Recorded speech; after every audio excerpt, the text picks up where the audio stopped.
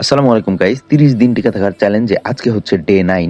বিগত দিনে আমাদের এসএলটা হিট করায়, যার কারণে আমরা হচ্ছে স্টপ করে দেই, যেখানে আমাদের অ্যামাউন্ট ছিল $26.98। তো আজকে আমরা সেটা রিকভার করার চেষ্টা করবো ইনশাআল্লাহ। তো আজকের দিনে আমরা হচ্ছে ফার্স্ট ট্রেড করছি এবং কি আজকে একটু হাই রিস্ক নিছি, বিকজ আমাদের হচ্ছে বিগত দিনে আমরা এই যে একটা প্রফিট ছিল আর বাকি তিনটাই লস ছিল, এসএল হিট করছিল এবং কি আগের দিনেও এসএল হিট করছিল। দ্যাটস ওয়াই আমরা হচ্ছে বহুত একটা লসে চলে আসছি, ঠিক আছে। তাই আমরা হচ্ছে আজকের দিনে ফার্স্ট ট্রেডেই একদম রিস্ক নিয়ে নিছি এবং কি সেখানে আমরা হচ্ছে প্রফিটও করে ফেললাম, ঠিক আছে। তো আজকে আমাদের হচ্ছে অ্যামাউন্ট গিয়ে দাঁড়িয়েছে $30.50। আজকে মার্কেটের অবস্থা এরকম থেকে এরকম হয়ে গেছে, যার কারণে আমরা হচ্ছে ডিসিশন নিয়েছি যে আজকে আর ট্রেড করব না।